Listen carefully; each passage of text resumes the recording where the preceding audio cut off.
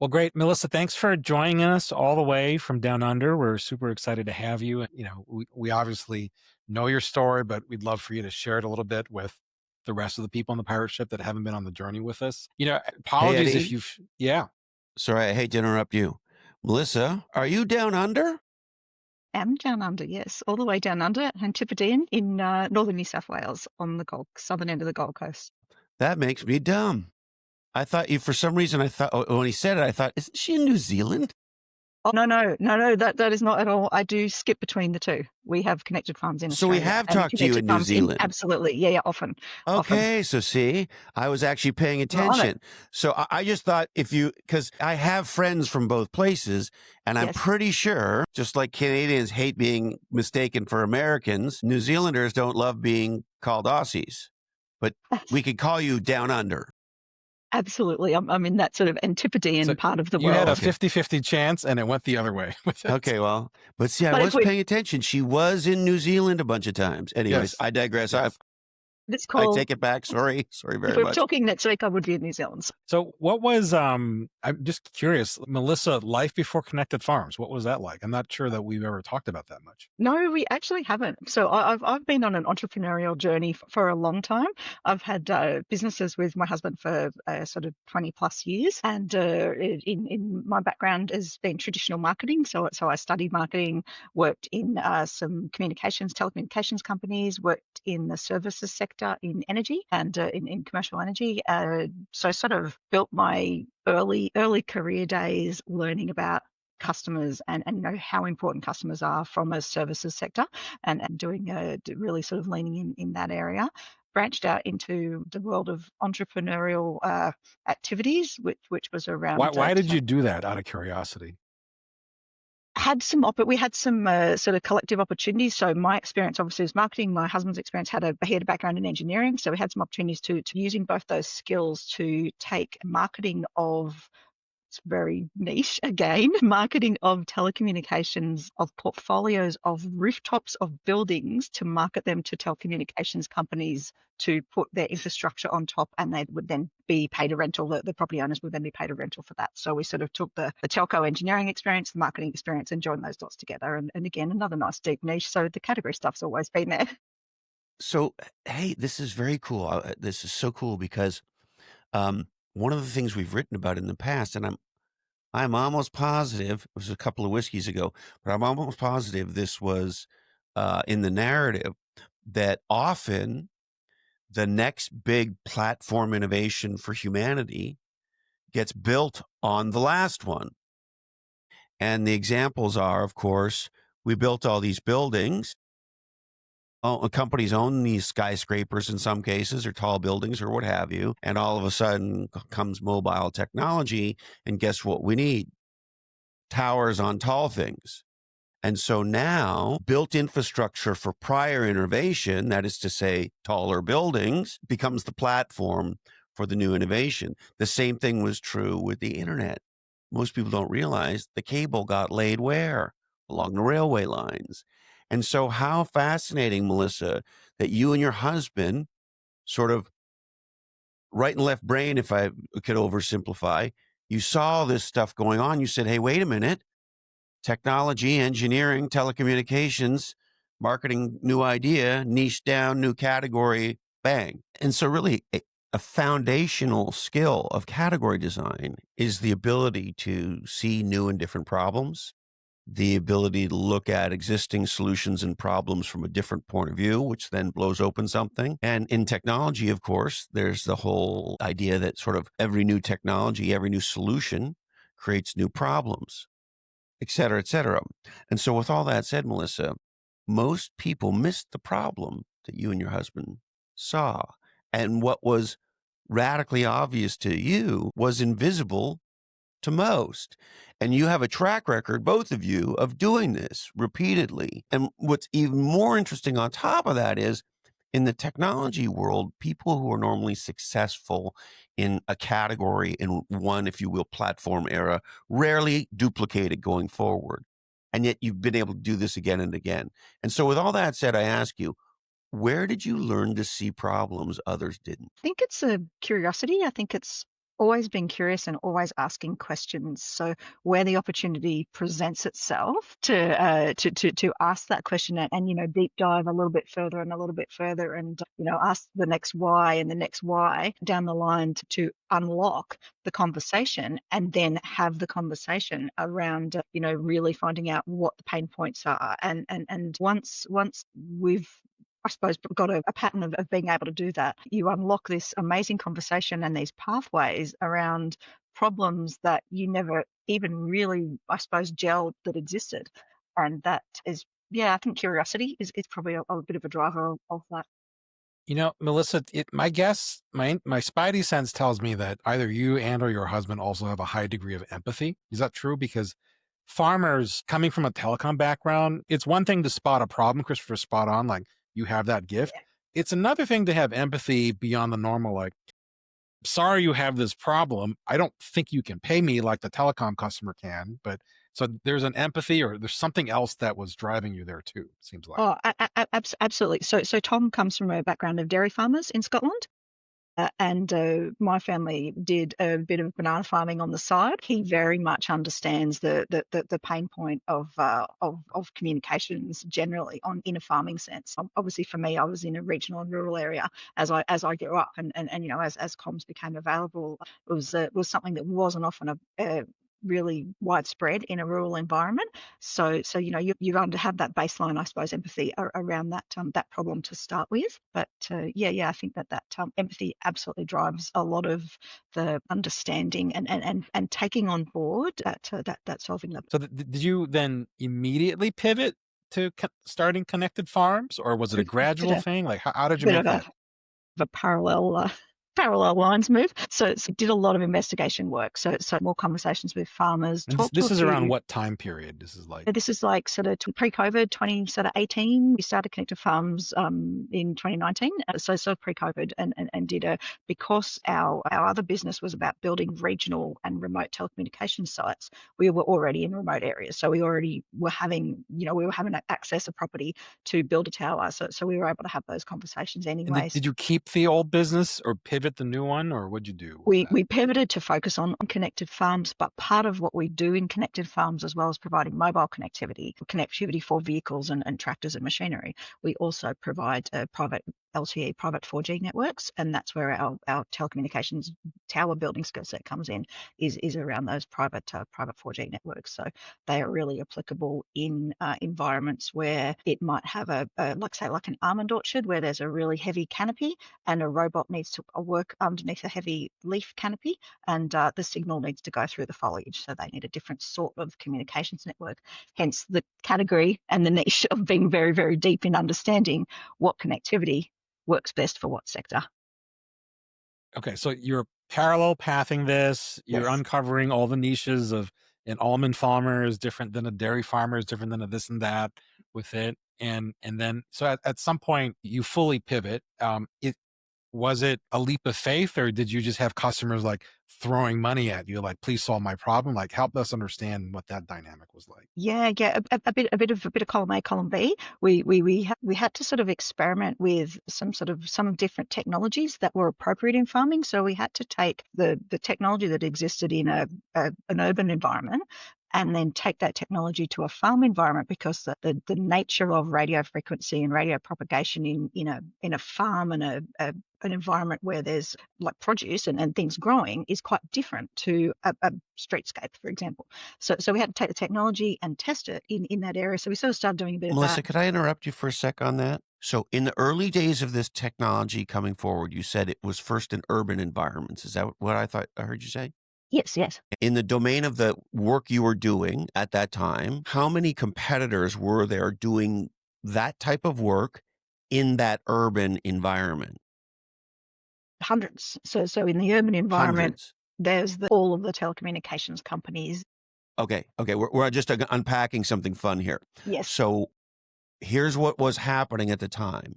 There was a massive new breakthrough technology category around, let's just call it mobile. Is that fair? yes, Okay. absolutely. And we could talk about all the stages and all that, but it doesn't matter. As that's coming forward, hundreds of companies chased that market. And we all know what happened. Today, there's a very small handful of companies that do that, with one or two that have the massive amount of the market and everyone else, right? So here's what I want to tease or play around with you. Hundreds of entrepreneurs made the very obvious decision, the smart decision. This is a massive new category. There's going to be lots of room for everybody, and we're going to go where everybody else is going because that's where the market is and is going. What made you decide to go where there was no market yet? I think because it was different, because we saw in the very small niche of what was there, how big that niche could then become, even though it was a deep niche, because of the nature of farmers needed to communicate in the same way and to make real-time decisions in the same way that someone did, walking around the city. So it's a really easy parallel to sort of move into that and it was very much a leap of faith. Like, you sort of anytime you start a new business, you're kind of like, all right, oh, well, let's give it a crack and head down and off you go. And yeah, it's been a journey into really getting the right fit. I think the right fit of technology for the right sorts of customers, and that's very much something we do focus on is solving the problem at a farm by farm level because every farmer's operation is different, and that's really important to us as well. So different meaning that you went from hundreds of competitors, as Christopher was saying, to how many other companies were doing what Yeah, you were doing at the when we time? first started, there was probably one or two companies in the market doing mobile type stuff, but again, very early days. We were the only ones doing private LTE. We were the first when Starlink Mobility came out, when Starlink first brought out an antenna that you could put onto a moving vehicle. We were the first company in the world to put Starlinks on tractors. So we just give it a crack and let's give this a go. And so we were the first because farmers were so desperate to be connected. It was these taking the technology, any new technology that was coming. Let's get it on board. Let's get it out on the farm. Let's see how it works and see if that improves the results for the farmers at their sort of end of the day around their yields and their harvest. You know what was interesting is that we always talk about the be the winner strategy as an better, faster, cheaper. Be the best strategy is an est, right? I'm the fastest or the best, and then the be a different strategy is only. We said we were the only LTE provider out there, and Yeah, then first, and then and the part that I think is fascinating to me is like I don't know. You must also so in addition to, as Christopher said, your ability to spot problems, you know, at a high level, kind of 2020 vision for that, and in addition to the empathy, there's something that I feel like you guys have. I don't know, one of you or both of you, of an ability to kind of sniff out opportunity and upside. Because when you're the only, it's like, I mean, Christopher will know better with Cosentino Farms, but kind of a all or nothing bust. Like the stakes can't be higher at harvest time. And so their willingness to spend must be at a much higher rate. So at some point, one of you must have said, not only was this a different thing to do, but it was economically perhaps a more lucrative thing to do than where you were beforehand. Is that true? I think it varies. There's been a long path of education for the market because a lot of technology is obviously adoption of technology is challenging for people that haven't adopted before because a lot of the time they don't want to take the leap and spend the money before they see the results. So use cases and those impact studies from other farmers have been really important. So it's been, yes, so taking the leap has been not fraught with challenges. It's Yes, of pulling a course. bucket of cash on day one. We've very much had to sort of work through those challenges, but we've worked through them with the farmers, and that has then helped us obviously go much deeper. But it's also let us understand what opportunities are available for us within this agricultural connectivity category, and that has been I suppose that's probably where it the value in identifying those opportunities through those conversations is So not a bucket of cash up front, but you worked it. More buckets of cash started emerging. And so I have a question. At some point, you're the only LTE, and then you're the first doing Starlink. And buckets of cash start emerging as you kind of go deeper with it. At some point, you decide these yahoos and all the way around the world, let's go join the academy. What prompted that? I mean, you were the only. You were clearly, ahead of the curve on Starlink. why did you seek out the academy? How did you hear about it? What prompted you to Yeah. do that? So we were sort of doing, I think, in that raising awareness when you're a new business and you're sort of like, hey, how do I get my name out there? How do I do this? We were doing a lot of that, a lot of the, peanut butter marketing, as I now know it's called, the spread. We're doing the spread, we're in the socials, we're all that sort of gear. But we'd find we'd go to some events and people would be like, well, I've never heard of you before. And I'm like, what's going on here? So, and we knew we were the only ones, and we knew that not people that mattered, but organizations that needed to know about what we did knew, but on the broad brush, they didn't. So I actually don't know how how I came across. I think I might have come across the Substack somehow. Oh, I don't know. I came across it somehow I think it might have been through Dan Schultz on LinkedIn, who does a bit of a category. He talked a bit of category talk, and I'm like, what's this category stuff? And so I did a bit of ferreting around, and sort of accidentally on the Substack, and then from there, obviously, did a bit of reading. Embarrassed to say, and it's actually one of my posts, one of the things that I put in my kind of academy notes is I haven't done any study for years, so I've sort of been out of I've been in the earn the money game, and I was sort of like, oh, this is really good. Let's do this. And I'd read a few books, but came in and like I had been, I think, from being in Antipodes and down in the bottom half of the world.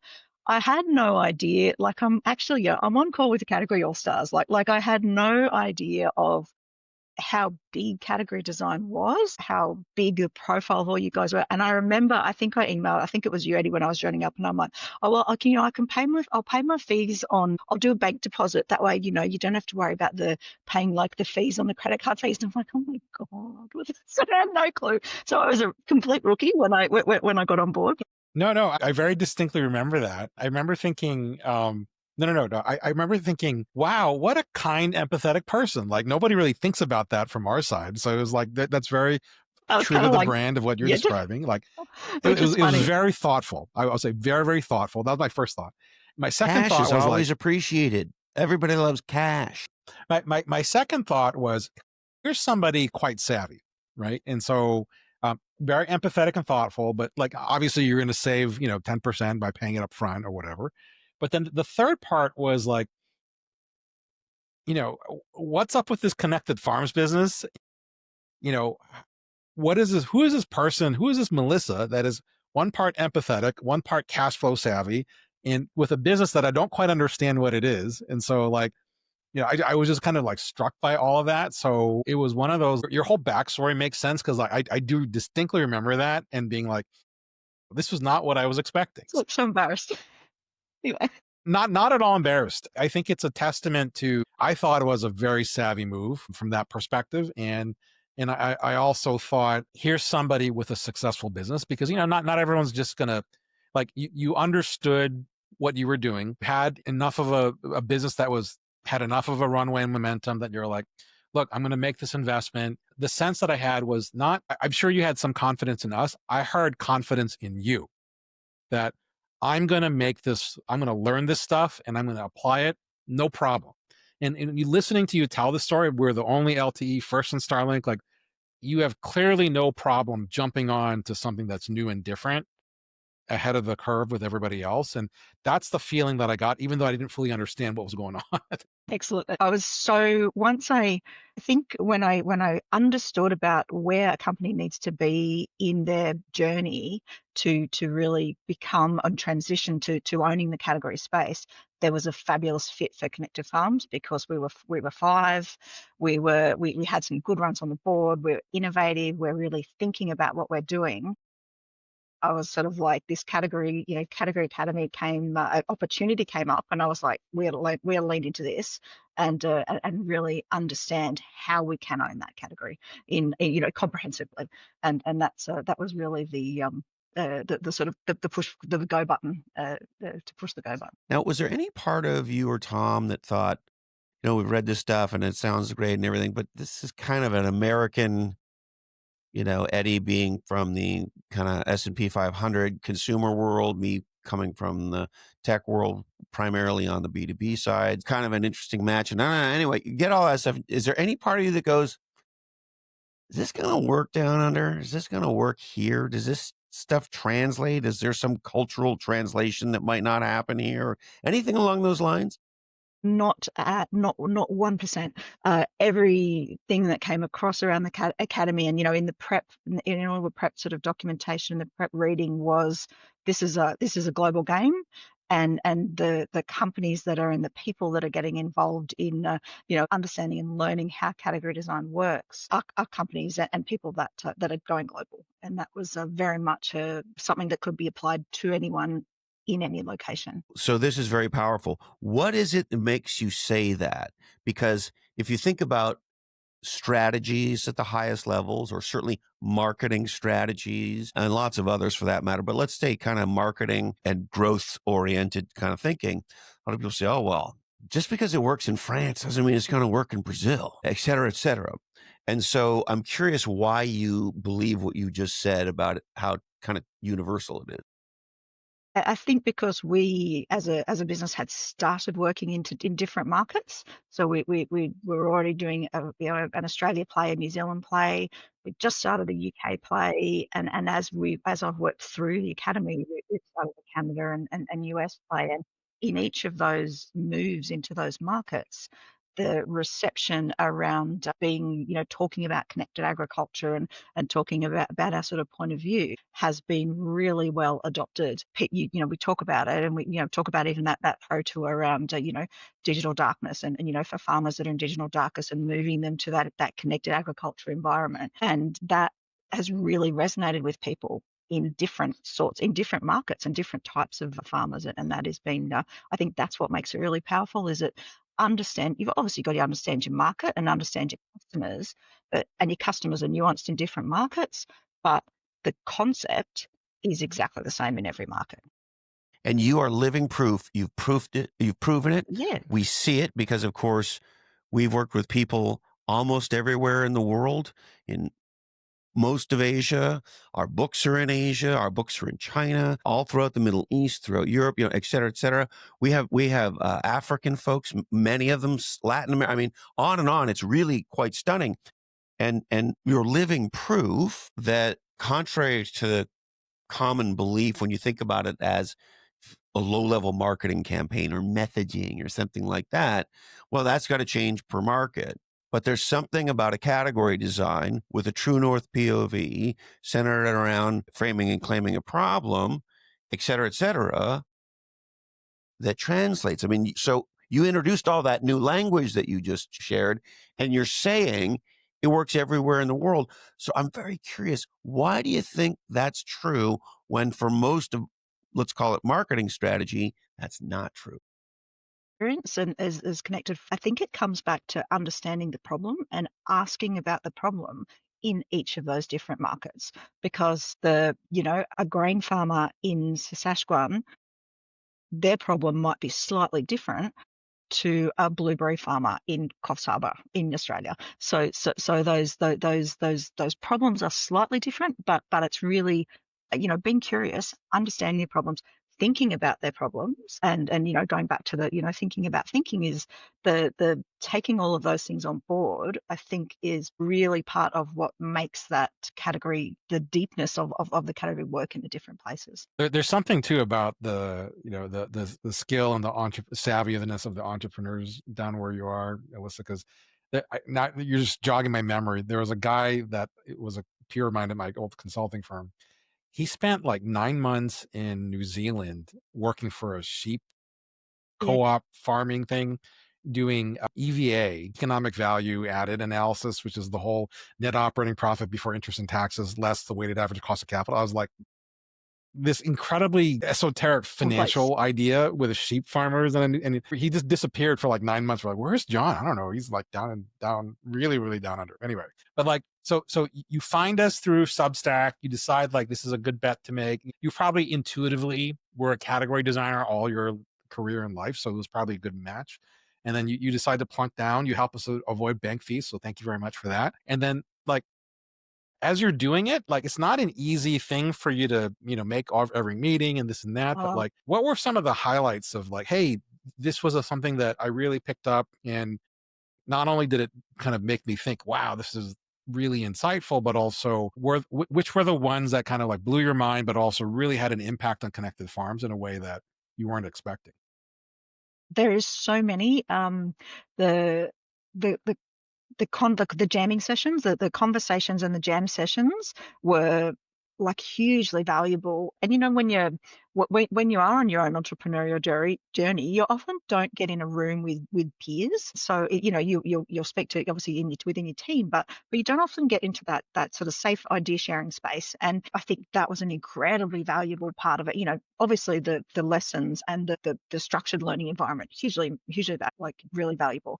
But being able to read that and then jam about that in real time with, like, obviously with you guys, but also with the other rest of the cohort, and then ongoing to continue that jamming and feedback with the cohort within the academy workspace was really, really good. That's awesome. So like we talk about, so certainly I think Christopher calls it getting into the dojo and mixing it up there, right? So like sometimes we've found that companies will come to us, or entrepreneurs or creator capitalists will say, I'm trying to unstuck revenue, and it's either in I need more customers, I need more units per customer, or I need a higher price per unit. Like, were any of those levers like kind of the bigger barrier for you, and or did the academy really kind of unlock something in one of those levers that was particularly helpful? I'm just kind of curious about Yeah. that. Absolutely. I know we had a few jam sessions around like give to get, and the give to get lever for us was huge, absolutely huge. And in fact, I've been jamming with Eddie Bot on that this week. We're using some transcripts we have with farmer conversations where we do some You sort of might have been surveys. disappointed. Why isn't Eddie Bot on this podcast and they got the real Eddie? Oh man. But Hey, if I had a Christopher bot, might be able to get a little more napping in. Yeah. So for that give to get lever at the academy was great, because we do the impact study, we do the use case, we have farmers talking about how beneficial connectivity is to them, but where we can actually put that into almost like a translation table with, you pay X dollars, these are the sorts of things you get, and that you might get 10 hours back a week value. And helping farmers understand value in their own time is a huge part of that equation. I remember that jam session. It was so much fun, Melissa. I think the unlock, as you're kind of describing, like how can people not know about us? Kind of like an obvious, you have this need, we're offering this need, and how come nobody knows? You have the impact paper, and then we go down to we can restore, give you back time, as you said, Yes. far more precious than anything. And then we quantify the value of that time. Like it's been a little bit of time since the academy closed. Like, what's been the aftermath of the impact paper and the give to get? Like, so you put it into the marketplace. What has the market said back to you? What we're finding is a greater, like, from a sales sort of perspective, greater conversion, where people I think a quicker conversion. Our pipeline traditionally has been quite long. We've got to provide quite a lot of education pieces for people that don't understand where the connectivity fits within their overall farm operation. So there's a lot of education that we do need to So do. when you say quite long, like roughly what?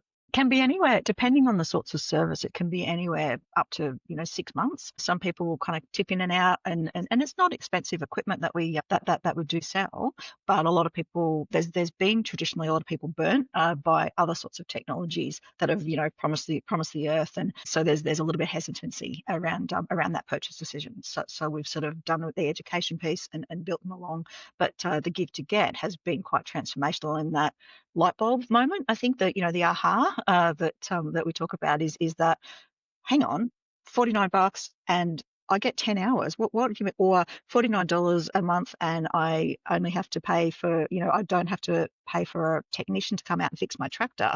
They can do it remotely.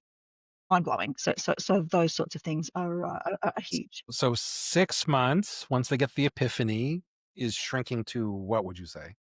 I would say sort of, 3 to sort of 6 weeks to sort of 6 to 10 weeks, depending on, and other people are, others are straight online. Let's buy it on my shop, off we go. So there's a huge. So you tell me if this is like bad math on my part. So if the pipeline goes from 6 months to 6 to 10 weeks, so if you cut the pipeline from 6 months to 3 months or 12 weeks, does the revenue potential double? Is that the right math, or how do I think about this? Like, because presumably you're probably at a fraction of the full marketplace of Yes, farmers that need to be yes, connected. yes. So if the pipeline shrinks, people are like the path to education, this and that. Like, what you don't have to share anything that you're not comfortable with, but like it seems like the more you compress that, you really have an opportunity to scale revenue in a meaningful way for you all.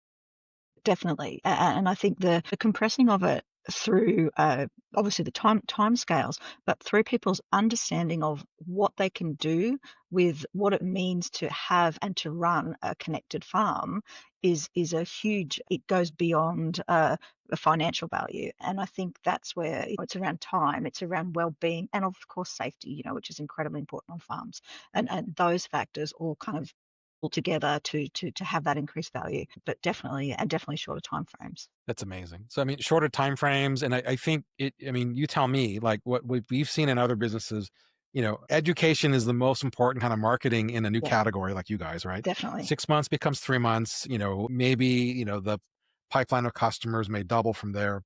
And you were just kind of laying it out, like you save time, remote fixing of your tractor, like the use cases and the benefits and the outcomes probably stack. What does a super consumer of connected farms look like? Do they just get more connectivity, or do they just do word of mouth to get more farmers and farms on board? Like, how does that work? Yeah, it's a bit of a digital adoption pathway that they'd have to take. And it's what we find is, and it's the same way as when you first got a smartphone and you used a smartphone for a little bit and you're like, hang on, I can do this. And then hang on, I can do all these other things. We find a farmer will get connectivity at, say, their farm sheds. And that might just be a really simple Wi Fi, bubble that we get installed for them. But all of a sudden, they can look up a manual as to how to fix their tractor, spark plug when they're doing something, when they're preparing to go and do things. And once they then do that, they're like, hang on, I can download my maps here. Then they take that step. So once they've got that little small piece of adoption, it then escalates into, well, I need that connectivity when I'm now in my field, because if I'm in my field, I can upload and download information and mapping data while I'm on the go, and I can understand more information about my yield. And then it goes a different levels that at my harvest time, I can cut wheat and I can understand the protein and the moisture content at point of harvest, and that can then tell me which chaser bin needs to come up and collect that, and whether or not that wheat is going to go for double O flour, or if that wheat is going to be used for animal feed.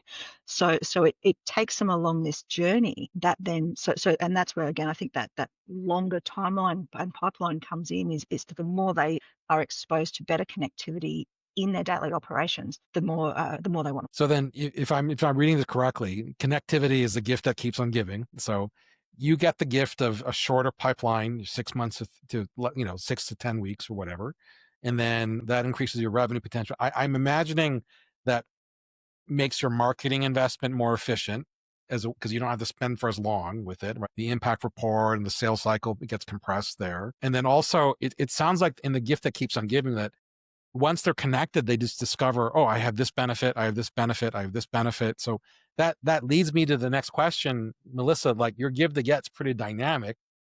You tell me, but I think you probably need to be charging more. Is my instinct with it, because like if you keep giving people all these outcomes, then is your pricing keeping up with that? That's kind of one question. But then because it either needs to show up in kind of really a big jump in volume for you, a far more efficient sales and marketing expense to acquire customers, or you have a pretty massive pricing opportunity if people are just like, benefits and outcomes keep raining from the sky because now I'm connected and I can do all these things that I can do. Like, are any of these right, or am I imagining this? No, no, no, no, definitely. And that's sort of part of what we're trying to do, is build on the current customers we've got connected, build on their experiences. And we're doing a big project at the moment with one of the grains research organizations, which is around automation and robotics. And it's a grain automate project, and showing that showcasing that project to farmers, because those are completely connected farms, has been an invaluable thing, because farmers then see, farmers are very price sensitive, and I suppose the category piece that we're building is taking connectivity and asking farmers to look at it like infrastructure. So it's like diesel. It's an input into your farming cycle, and if it becomes an input like diesel, and fertilizer, and pesticides and all these things that are used daily in a farming operation, it changes um, the lens on it. And then all of a sudden a farmer's like, well, that's just something I buy. I don't have to choose connectivity proactively. It's just something that I buy every month, like diesel, like fertilizer. And that's part of what we're trying to do in our marketing piece and through those use cases. That is so legendary, and it's a very important learning. And the learning goes like this: most companies compete for what is already in the budget in the B2B space. Legendary companies create new categories that create new budget. And so now you're baked into the operating cost. I have feed, I have fertilizer, I have tractors, et cetera, et cetera, et cetera. And of course, I have the connectivity I need because it's core to my business. And so now it's baked in. And you don't think about it anymore, and that's the idea. Correct. Well, Legendary. Legendary, Melissa. it strikes me that at some point in the future, farmers in Australia and New Zealand and everywhere will say, the Mount Rushmore of technology when it comes to farming, fertilizer, diesel, as you said, but right up there, do you see those two faces? There's Melissa and Tom right there, because they Yes. got us connected to everything, and that opened up automation, artificial intelligence, like all the stuff that is kind of the future. Like it's such a it's almost kind of criminal at some level, because you're probably the cornerstone and the pivot point from taking a farmer who has probably razor thin economics and is very price sensitive to potentially some where they have massive abundance because of connectivity and access to technology in a way where they become very price sensitive or price insensitive. So I think our fondest hope is that, again, make sure you watch that give to get, because it's pretty dynamic, and make sure your pricing and your opportunity keeps up with it, because um, I, I think it's hard to overstate how much value you're really unlocking for these farmers. And so it's such an amazing thing that you're doing. It's when we first started Connected Farms, you pontificate about taglines for what goes with your business name to help farmers understand, and also to take, and again, obviously we've organically category designed some bits and pieces, but we sat with Connected Farms enabling digital agriculture, because connectivity is an enabler of digital agriculture, which is the piece in the future. And so we sort of took that forward-looking lens when we kicked off, and that I think has been really quite steadfast for us in always being able to go back to that and go, yeah, it's digital ag, connectivity makes it work. And that is that stepping stone for farmers to move to the next. Well, we love the fact that you got to be part of our academy, and we love the fact that we got to jam with the category queen and the category king, with your husband off to the side of digital ag. That's like, remember us in the history of agriculture and annals that, Yeah, the academy has just been like transformational. So it is really solidified, I think, our direction and our kind of like, I suppose, our kahunas to lean in and to actually, just go, no, we know we're deep. We know this space intimately, and we understand it from so many different facets. And let's be deeper, because it was almost like giving permission, having permission to play, permission to be deeper, because that's where the results come from. And I think that's one of the greatest achievements most people in entrepreneurship never talk about. The feeling you're describing for having achieved that. amazing. Well, we're deeply honored to take a couple that clearly has no problem with courage or cojones. If we had anything to do to help you guys out with that, then that's a pat on the back for us. But yeah, you guys were well on your way, and we're happy to have been part of the ride along with it. So I cannot express how much gratitude I have for the opportunity to be in the academy, to have these sorts of, these jam conversations, because it is, I think I must have been like the bingo winner of, oh my God, this has exploded my mind again, because every single jam session has, and still does. So it's yeah, very, very gratefully appreciated the opportunity to, I suppose, for me personally to develop those skills, but also for them to be, to implement them through our business, and also to teach our kids. And I can't even start on the AI piece, because that again is still exploding my brain. And we are diving that on a daily basis in so many ways, which is very, very, very cool. So thank you. Thank all of you. Melissa, Thank you, did I ever Melissa. show you the AI cartoon that I made for Digital Darkness? Oh no, I I've got just so got one up. excited. I got so excited when I heard about Digital Darkness. And at the time, let me see if I can share. At the time, I was like so stoked about it.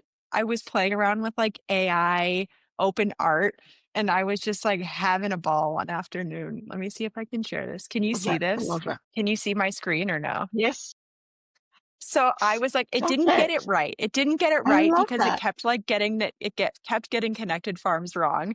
But I probably spent 2 hours one afternoon just like playing around with all these Yeah, you different did. versions. Oh my God, I love these. These are awesome. It was so fun. I'll send them to you and you can play around with them. Thank you. But I just like that was probably one of my favorite like category design pieces of the academy was Digital Darkness, and having that unlock. I thought it was such a cool Oh, moment. it was That's what I it remember the was great. most about it. Yeah. It was great, and I would love to take all the credit for that unlock. But that was Tom on a plane at somewhere. We were jamming about stuff. He was away over in Europe somewhere, and we were jamming about some stuff online, and backwards and forwards. And we're like, we've got to nail this. And it's like, you kind of, you sort of, there's nothing there. You're in the darkness sort of thing, and then it's just come up, digital darkness. Yes, That's that's it. it. Shoot that baby. Shut the gate. Legendary. You just need Legendary AI problem to add a frame. roux or two in the background, and then you're good to go. Yeah, Exactly. yeah. I didn't get the AI perfect, but that's for some It's fancy amazing. prompt artist to do. Yeah. That no, very, very, very good. That's very cool, Yeah. and give me a whole lot of Well, other thank ideas. you. You Thank could you for actually joining us, you could Melissa. actually launch a cartoon series if you wanted. We could. Oh my I goodness, know. For absolutely. We farmers, could. you just Our give them friends at all a little the book. Dude Wipes are doing it, right? Do they do? Dude Wipes is doing it. It's a good idea, and it's quite different. I've just been actually playing with Eddie Bot as well on our Hero's Journey books, that we're going to develop some mini books around our Hero's Journey for the farmers that we're working on this the automation project for each of those, so that we can build them into some nice mini books to get out that people can listen to as well as a read, which is part of the journey. People So love part of this, pictures. That is Throw some so AI great. art in there. yes, farmers love pictures. Yes, Farmers love totally put pictures. that Just in. do some Makes it Well, easy. everybody cartoons. loves pictures. Yeah. Keep us posted when your stuff is ready, because we want to absolutely share it with the world and stuff. So Definitely. No, definitely will. Thank you. Very cool. Amazing. Thank you, Well, please Melissa. keep us up to date. We wish you and Connected Farms the best.